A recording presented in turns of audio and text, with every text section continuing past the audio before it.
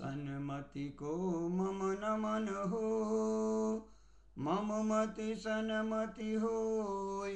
सुर नर पशु गति सब मिटे, गति मम पंचम होय। महावीर भगवान की जय। मैं doctor Sushil Jain, Mainpuri, UP, India. मेरा वात्सल्य स्वीकार करें, आपकी धर भावनाओं को नमन करता हूँ। दशलक्षण पर्व के पावन मंगल पे अवसर पर यहाँ सिडनी, ऑस्ट्रेलिया में श्री रवि भाई जी ढोलकिया के चैत्यालय में दश धर्म की चर्चा चल रही है। आज त्याग धर्म का दिन है। पिछले दिनों में हमने क्षमा, मार्दव, आर्जव, शौच, सत्य, संयम, तप के बारे में जैन दर्शन के दृष्टिकोण को समझने का प्रयास किया है। आज उत्तम त्याग की थोड़ी चर्चा करेंगे। आचार्यों ने त्याग की परिभाषा अनेक प्रकार से देते हुए लिखा, त्याग शब्द का शाब्दिक अर्थ है त्यज्यति इत त्यागः। जो छोड़ा जाए उसे त्याग कहते हैं, अर्थात छोड़ना त्याग कहलाता है। किसे छोड़ना? जिसे ग्रहण कर रखा है उसे छोड़ना।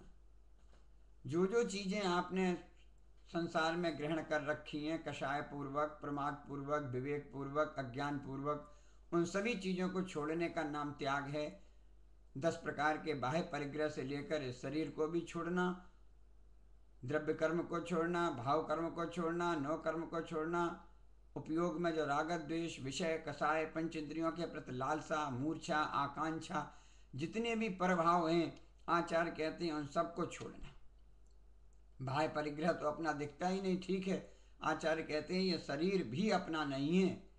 इसीलिए कहा कि राग द्वेष आज जो चीज़ें वर्णित की गई, उन सब सारे विभावों को छोड़कर, सारे प्रभावों को छोड़कर जो अंतस की यात्रा पर निकलता है, वह त्याग धर्म का पालन करता है।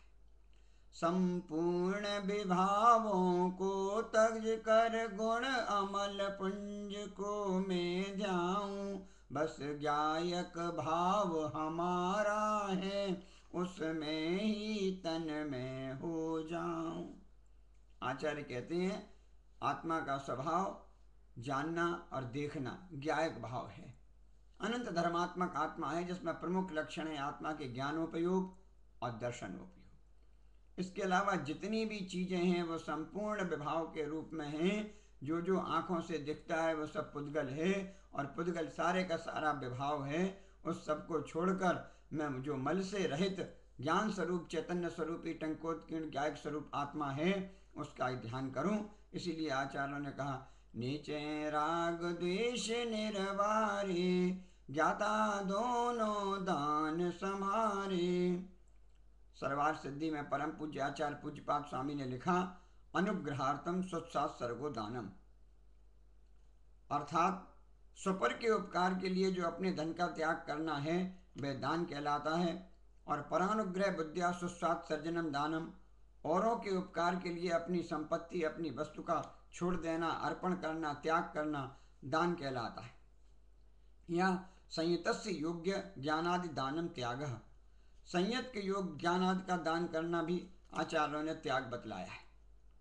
आचार्य अकलंक स्वामी ने राजवार्तिक में लिखा, पर प्रीत करण सर्जन इति त्यागः, पर की प्रीति के लिए अपनी वस्तु का छोड़ देना भी त्याग कहलाता है।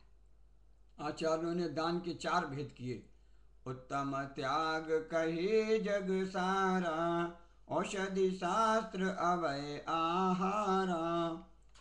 4 प्रकार के दान हैं, औषधि दान, शास्त्र दान, अभय दान और आहार दान। औषधि दान अर्थात रोग के निवारण के लिए 4 प्रकार के संघों में, साधर्मी बंधुओं में, आसपास में, पड़ोसी में कोई भी व्यक्ति किसी प्रकार के रोग से आक्रांत हो, उसे औषधि दवाइयों की आवश्यकता हो, पथ्यकारी चीज़ों की आवश्यकता हो, किसी प्रकार की सहायता की आवश्यकता हो, उसे अपने द्रव्य का उपयोग कर उसकी रोग निवृत्ति में सहायक बने, इसे औषधि दान के रूप में कहा जाता है। शास्त्र दान, गुरुजनों को जिन ग्रंथों की आवश्यकता हो उन्हें ग्रंथ देना और ज्ञान दान देना। पड़ोस में आसपास जितने उन्हें विद्या प्राप्त करने के लिए द्रव्य की आवश्यकता हो, पुस्तकों की आवश्यकता हो, कॉलेज के फीस की आवश्यकता हो, जिस एन केन प्रकार जिस प्रकार जीवों का ज्ञान बढ़ सके, स्वाध्याय के द्वारा, वाचना के द्वारा, प्रच्छना के द्वारा, अनेक चीज़ों के द्वारा जिस प्रकार से लोग अज्ञान को छोड़कर ज्ञान की ओर प्रवृत्ति हो सकें, ज्ञानावर्णी कर्म की निर्जरा करने में जिन जिन चीज़ों की सहायक हो वो सब शास्त्र दान के रूप में कहलाते हैं। आगम में बहुत कौंडेश ग्वाले की प्रसिद्ध कथा प्रसिद्ध है।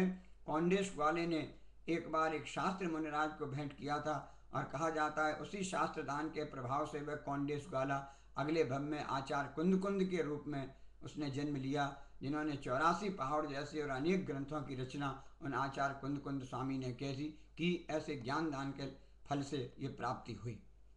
अभय दान, सब प्राणियों को अभय दान देना। सत्वेश मैत्री, मैत्री भाव जगत में मेरा सब जीवों पर नित्य रहे।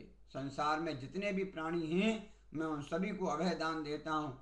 मेरे मन में किसी जीव के प्रति बैर भाव नहीं है, किसी के प्रति कष्ट नहीं है, मैं किसी को भय नहीं पहुँचाना चाहता, मैं किसी को कष्ट नहीं देना चाहता। ऐसे सारे संसार के प्राणियों के प्रति अपने मन में अभय की भावना रखा कि मैं मेरे प्रति निश्चिंत रहे। चौथा आहार दान। पात्र चतुर्विध देख अनुपम दान, चतुर्विध भाव से दीने शक्ति समान अभ्यागति को अति आदर से प्रणपत्य करीजे। देवत जे नर दान सुपात्र हैं ताके अनेक हैं पातक छीजे। बोलत ज्ञान देय शुभ भाव सुभोग सुभूम हाँ सुख लीजे। पात्र चतुर्विध, आचार्यों ने 4 प्रकार के पात्रों का वर्णन किया है। मुनि, आर्यका, शावक, शावका, अर्थात 4 प्रकार के पात्रों को दान देना चाहिए। जिस प्रकार पत्थर में या ऊसर में या मार्बल पर बोया हुआ बीज निरर्थक हो जाता है, फल नहीं देता, उसी प्रकार आचार्य कहते हैं कि कुपात्र को दिया हुआ दान भी निरर्थक होता है, फल नहीं देता। इसलिए सर्वश्रेष्ठ जो 4 पात्र हैं उनमें सर्वश्रेष्ठ पात्र मुनिराज हैं। उन्हें नवदा भक्ति पूर्वक बड़े विनय भाव से सहर्ष आहार दान देना चाहिए। दान देय मन हरक अभिषेक है, यह भव जस पर भव सुख देखे। आचार्य कहते हैं जो हर्ष पूर्वक दान देता है उसे इस भव में तथा परभव में भी सुख की प्राप्ति होती है। सर्वश्रेष्ठ पात्र मुनिराज हैं, मध्यम पात्र क्षुल्लक क्षुल्लिका हैं, जघन्य पात्र आर्यका हैं। ऐसे और चौथे पात्र के रूप में सम्यक दृष्टि या साधर्मी बंधुओं को भी आहार दान देना चाहिए। अपन घर में जो दिन भर भोजन की याद क्रियाएँ करते हैं, पंचसूना दोष कह के आचार्यों ने वर्णित किया है, उसमें जो कर्म का आश्रय होता है, दोष लगता है, उसे निवारण करने के लिए आज गृहस्थ के व्रतों में अतिथि संविभाग व्रत का पालन करने के लिए बताया है। जो घर में भोजन बना उसमें जो दोष लगे, उसमें से अगर अतिथि के लिए संविभाग थोड़ा भाग निकाल दें, उससे जो भोजन की प्राप्ति, उसे भोजन कराने से जो सुख पुण्य की प्राप्ति होगी, वह अपने भोजन में लगे हुए कर्माश्रव को नष्ट करने में सहायक बनता है। इस प्रकार सर्वश्रेष्ठ मुनि को आहार बड़े नवदा पूर्वक पड़गहन करके उच्चासन पर विराजमान करके पाद प्रक्षालन करके पूजा करके मन शुद्धि, वचन शुद्धि, काय शुद्धि, आहार जल शुद्ध है, इस प्रकार सविनय पूर्वक मुनि को आहार देना चाहिए। आचार्य कहते हैं जिस घर में मुनि का आहार नहीं होता वह घर शमशान के समान है।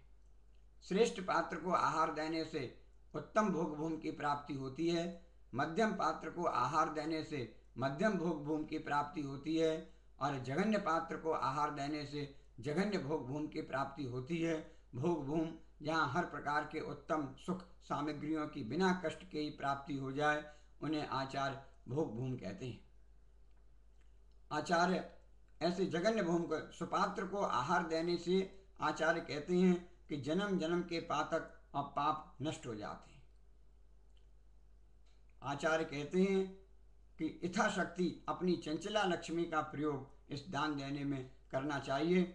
जो जीवन दान प्राप्त नहीं करते, निश्चय निरर्थक हो जाता है, उनके जीवन के लिए, अपने कल्याण के लिए अपने को जो चंचला लक्ष्मी प्राप्त हुई है, उस चंचला लक्ष्मी का अपन सदुपयोग इन दान देने में करें। बिना दान दिए जीवन में कल्याण नहीं है। जो केवल ग्रहण करता है, तराजू का पल्ला वो नीचे चला जाता है। आचार्य कहते हैं जो दान नहीं देते, केवल संपत्ति को इकट्ठा ही करते रहते हैं, वो नीचे अर्थात नरक और निगोद के पात्र बनते हैं। और जो दान देकर अपने जीवन को सफल बनाते हैं, अपनी चंचला लक्ष्मी का उपयोग करते हैं, उन्हें यश, वैभव, सुख, संपदा, स्वास्थ्य की प्राप्ति होती है। और इस प्रकार पूर्ण संचय करते हुए हमें अपने जीवन में सदैव